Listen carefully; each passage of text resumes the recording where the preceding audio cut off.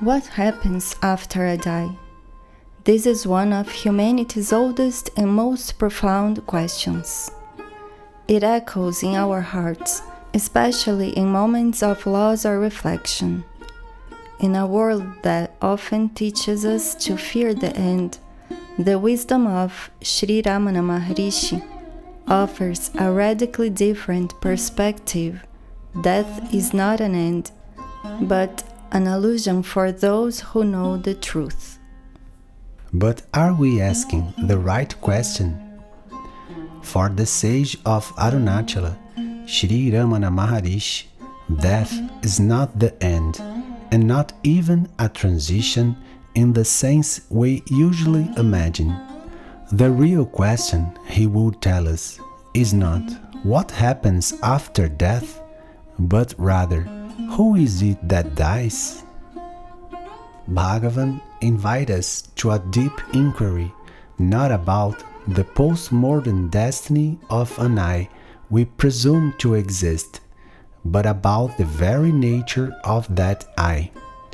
He guides us beyond the limited conceptions of body and mind towards the immortality of the self. Bhagavan, were you born? You are ever existent. The self can never be lost. Bhagavan teaches us that the idea of dying arises from our identification with the body and mind, which he calls the ego. The ego is a construct, a false notion of I that clings to forms and names. Bhagavan, are you born now? Why do you think of other births? The fact is that there is neither birth nor death. Let him who is born think of death and palliatives therefore.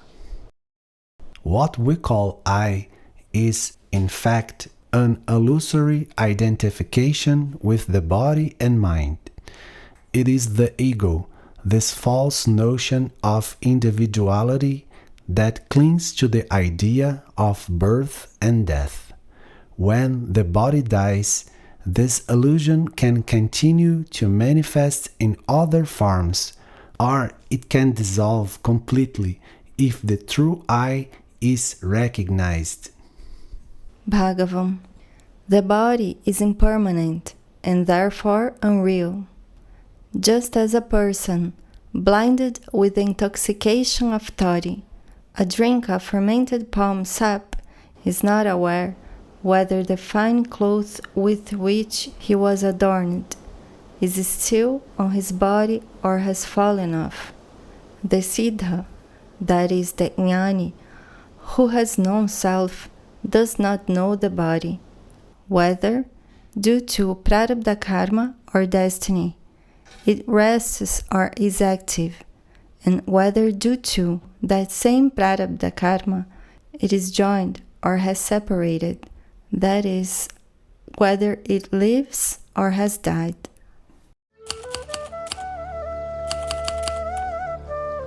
Ramana explains that for the vast majority of people, the mind does not die with the physical body.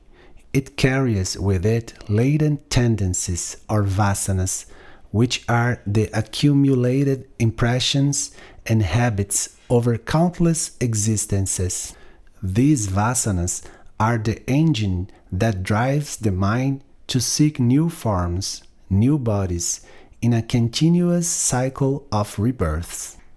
Bhagavan, the body dies, but the mind continues with its tendencies, vāsanās.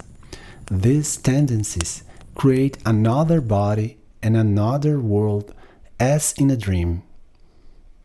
Thus, the mind continues its journey until the ego, the false idea of I am the body, is dissolved. The mind is the link between the body and the self. It is the cause of birth and death. The mind, with its vāsanās, is like a film being projected. As long as there is film, the projection continues. The screen, however, remains immutable.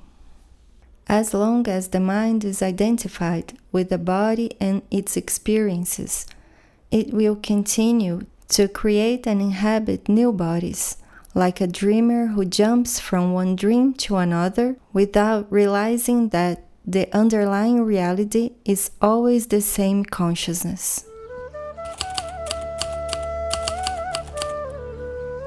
But there's a way out of this seemingly endless cycle. The key is not to seek a destination after death, but to transcend the very idea of death and rebirth here and now. When you deeply inquire, "Who am I?" the ego dissolves, and with it, the fear of death and the need for rebirth. Bhagavan, he who dies before he dies, dies not again. He becomes immortal. The death of the body is not the real death. The real death is the death of the ego. When the ego dies, the self shines in its fullness, without birth, without death, without change. This is liberation, true immortality. For Bhagavan, true death is the death of the ego. When this dissolution happens, the self shines in its fullness, without birth, without death, without change. It is a natural state, Sahaja Samadhi, where the illusion of individuality vanishes, revealing unity.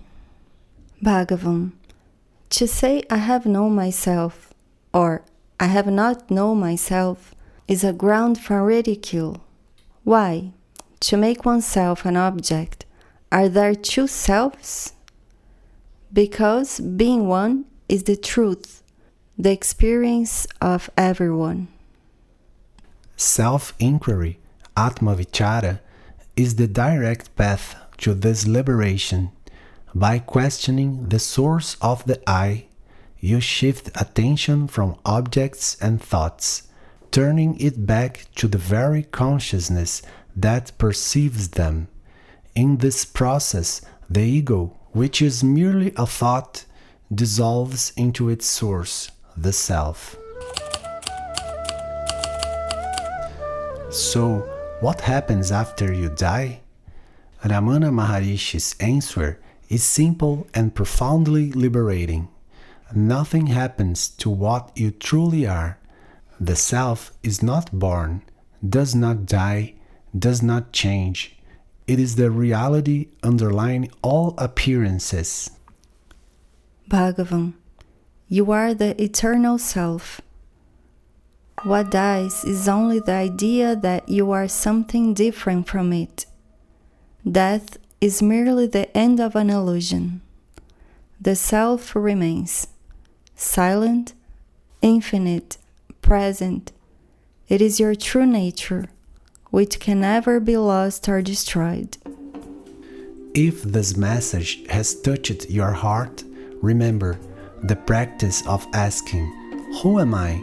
is the way to dissolve the fear of death and discover the immortality of the self that you already are. Thank you for watching. May you discover within yourself that which was never born and will never die.